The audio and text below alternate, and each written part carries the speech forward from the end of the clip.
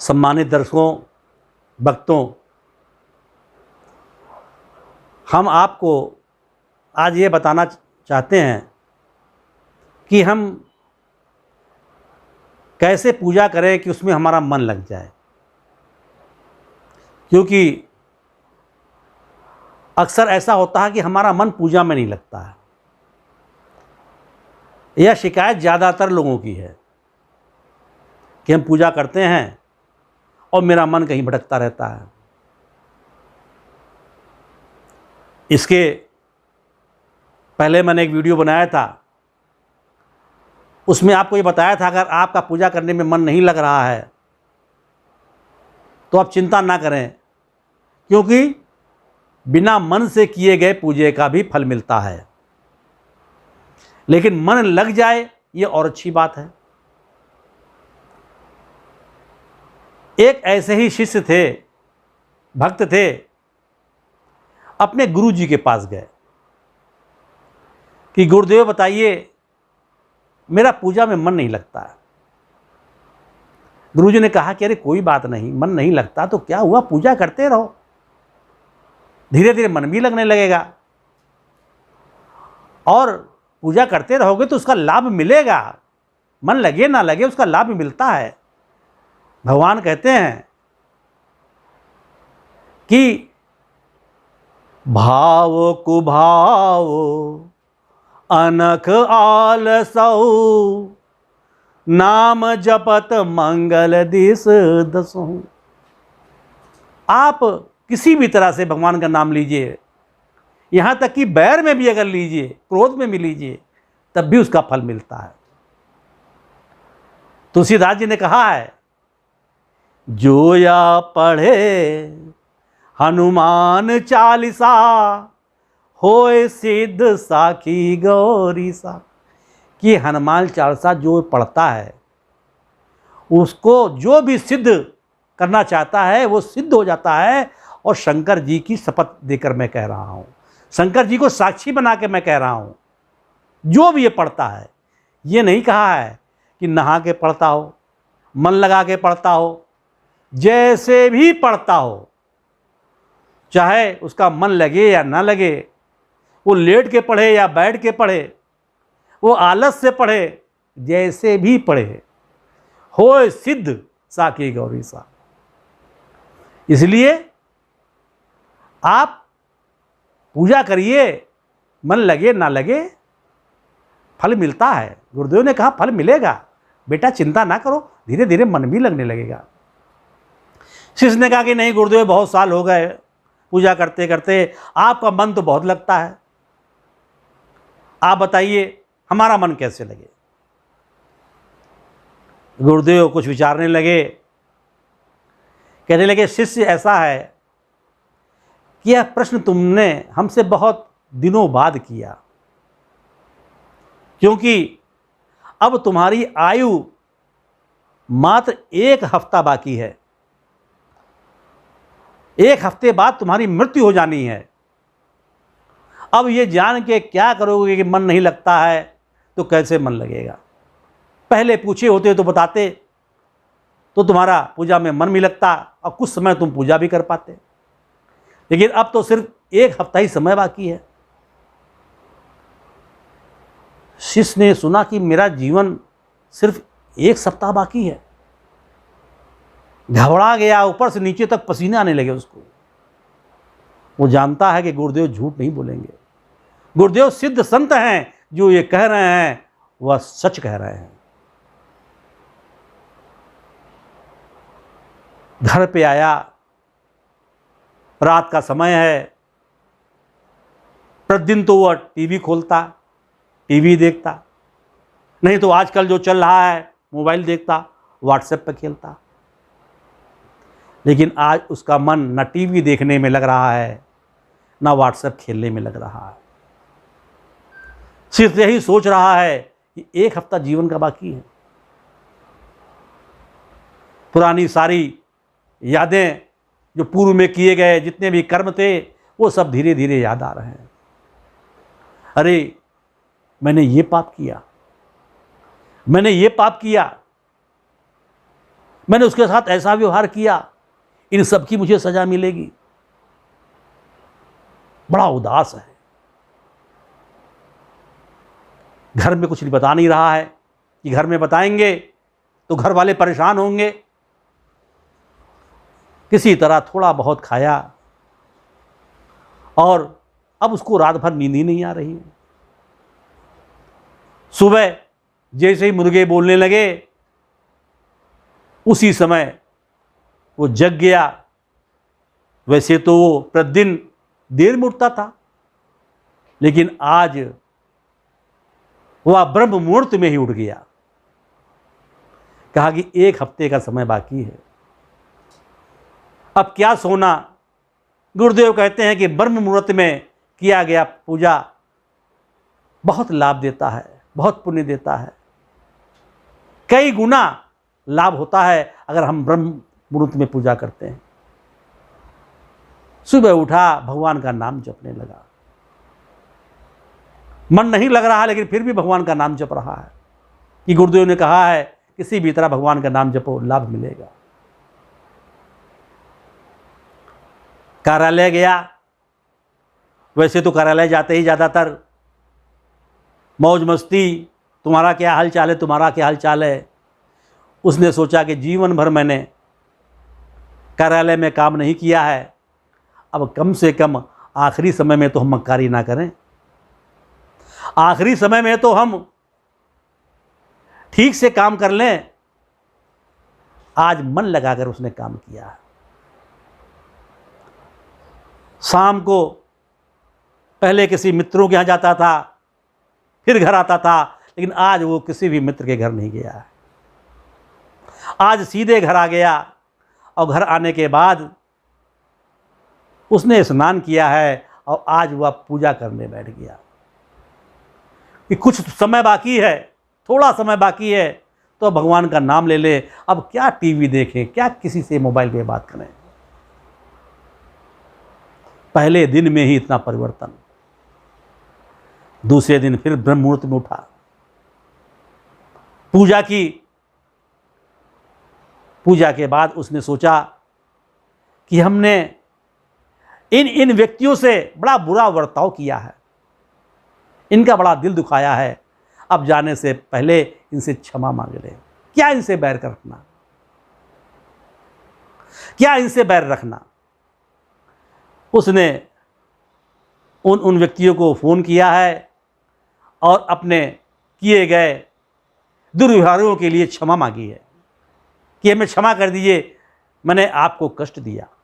वो लोग बड़े आश्चर्य में हैं, लेकिन आज क्षमा मांगने के बाद इसका मन बड़ा शांत है। अब किसी से बुरा व्यवहार नहीं कर रहा है, कोई पाप नहीं कर रहा। जान रहा है अरे पाप करें तो अब जा रहे हैं फल भोगने के लिए। पूजा कर रहा है, ज़्यादा से ज़्यादा समय पूजा कर रहा है। किसकी क्या भलाई कर दें कि जो किए गए पाप हैं कम से कम वो कम हो। सब अब भोगना हमें जानना है। धीरे धीरे उसकी दिनचर्या बदलती चली गई। आखिरी दिन वो गया गुरुदेव के पास, गुरुदेव आज 7वां दिन है, आज हमारे जाने का समय है, हमें आशीर्वाद दीजिए, हमें जाने के लिए अपना आशीर्वाद दीजिए। गुरुदेव ने कहा ये बताओ कि इन 7 दिनों में तुम्हारा मन पूजा में लगा कि नहीं लगा। कहा गुरुदेव अब मेरा मन सिर्फ पूजा में ही लग रहा है, अब मेरा मन टीवी देखने में नहीं लग रहा। व्हाट्सएप तो मैंने किया ही नहीं अभी तक किसी को। उस दिन से आज तक मैंने किसी को व्हाट्सएप ही नहीं किया, मैंने टीवी खोल कर देखा ही नहीं, मैं किसी मित्र के घर घूमने ही नहीं गया। बस कार्यालय जाता हूं अपनी जिम्मेदारी निभाने के लिए और फिर जो भी समय मिलता है मैं पूजा करने लगता हूं। ना मंदिर में बैठता हूं, जहां भी रहता हूं भगवान का नाम जपता हूं। सोने जाता हूं तो भगवान का नाम लेते लेते सो जाता हूं। अब तो गुरुदेव ऐसा हो रहा है कि मैं सोते सोते भगवान का नाम ले रहा हूं। गुरुदेव अब तो मेरा मन पूजा करने में लगने लगा है, लेकिन अब क्या गुरुदेव, आखिरी दिन आज है, अब जाने का समय हो गया। यह कहते कहते उसकी आंखें भर आई। गुरुदेव मुस्कुरा के बोले, हे मेरे प्यारे शिष्य, तुम्हें जब ये मालूम हुआ कि तुम्हारा जीवन सिर्फ 1 सप्ताह का बचा, तो तुमने अपने जीवन में कैसा बदलाव कर लिया। जितने व्यर्थ के काम थे सब छोड़ दिए, या तो अपना कर्म किया या पूजा किया। लेकिन प्यारे शिष्य, सच तो ये है, हमें ये भी नहीं मालूम कि आज का पूरा दिन हम जीवित रहेंगे कि नहीं रहेंगे। जब हमें ये नहीं मालूम है कि आज का पूरा दिन हम जीवित रहेंगे कि नहीं रहेंगे, तो हम जो समय मिला हुआ है उसको क्यों बर्बाद करें। मेरा मन इसीलिए पूजा में लगता है कि मैं भगवान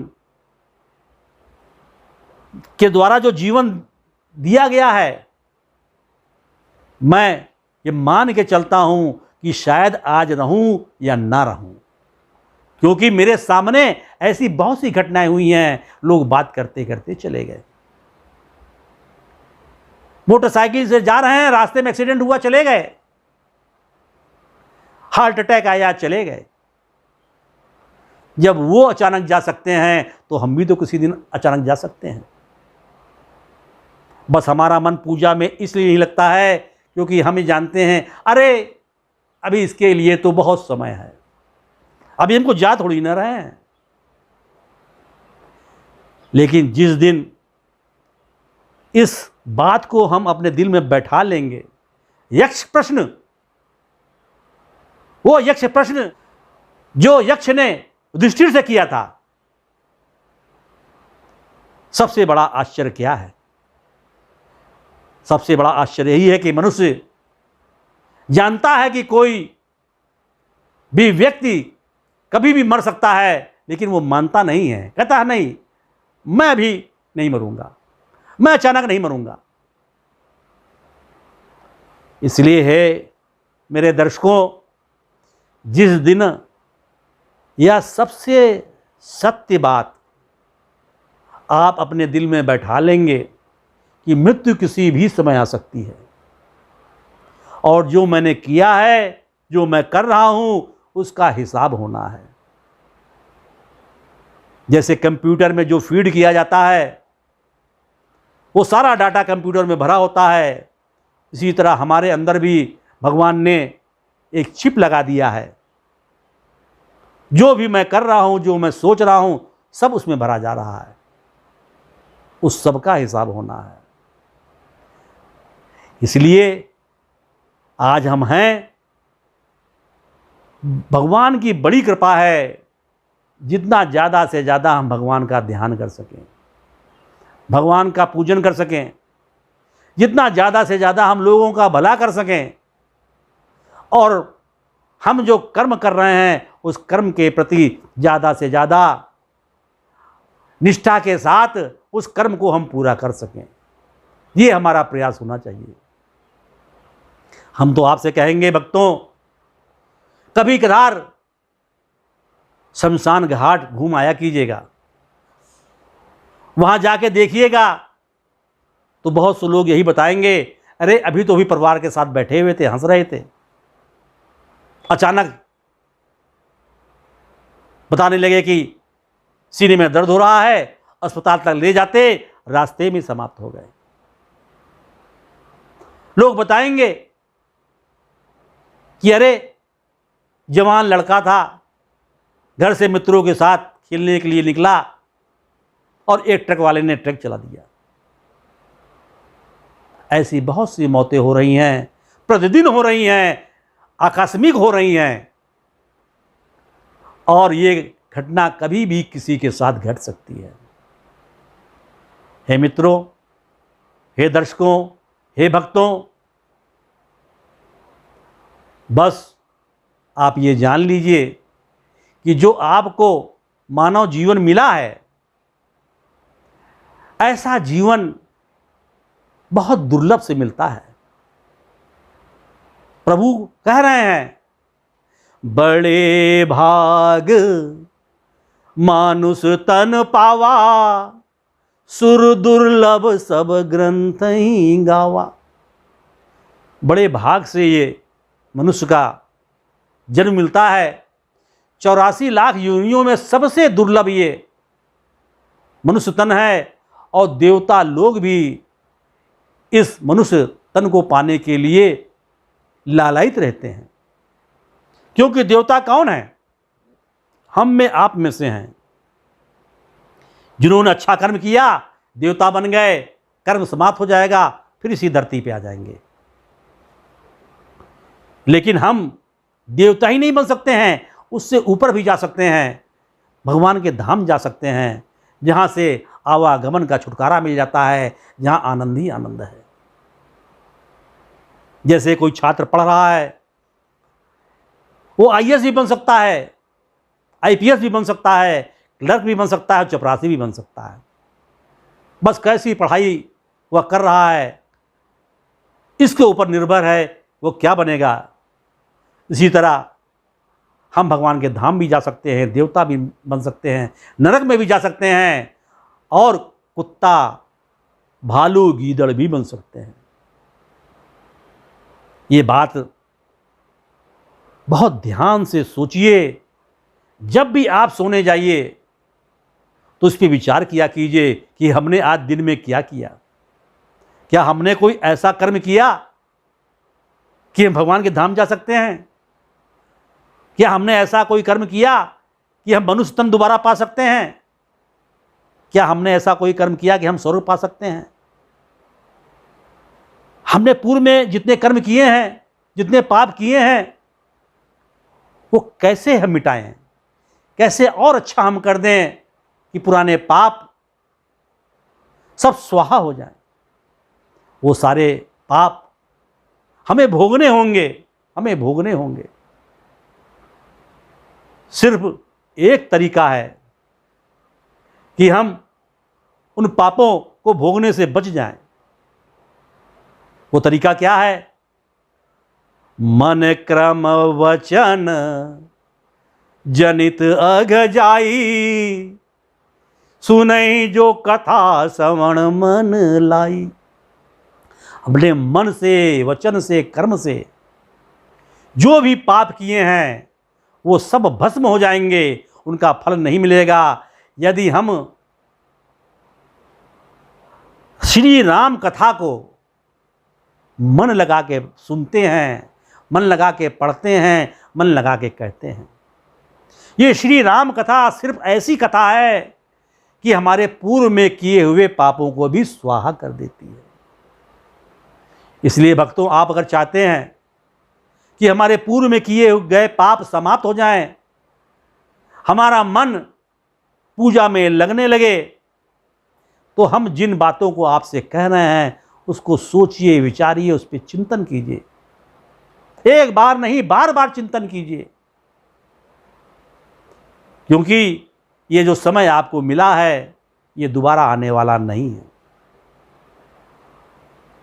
मेरा पूरा विश्वास है जिस दिन आप सत्यता से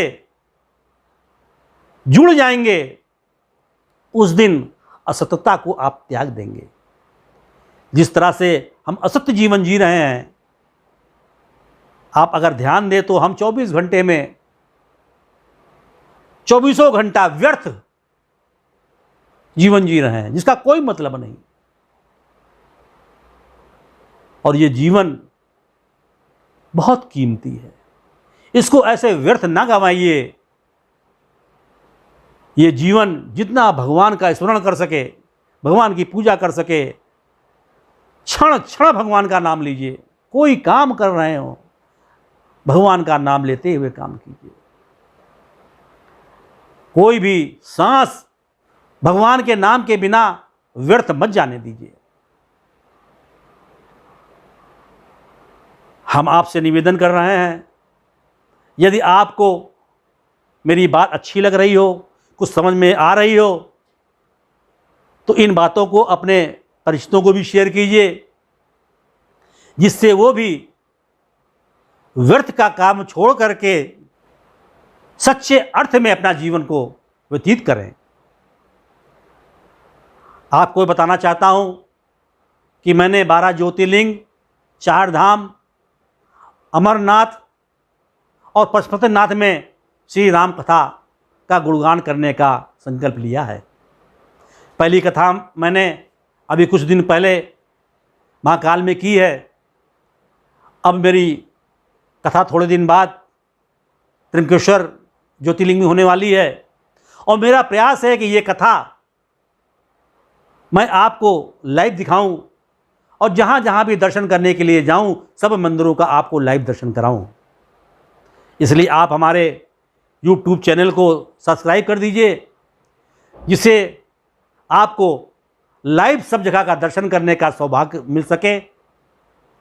आप मुझे व्हाट्सएप भी कर सकते हैं, जिससे मैं आपको व्हाट्सएप पर बता दूं कि मेरी कथा कब होने जा रही है, मैं कब लाइव दर्शन करने जा रहा हूं। आइए भगवान से जुड़िए, भगवान में निमित्त होकर के ही अपना कार्य कीजिए और इस जीवन को धन्य बनाइए। आप सभी भक्तों को शंकर दास का शत शत नमन, शत शत नमन।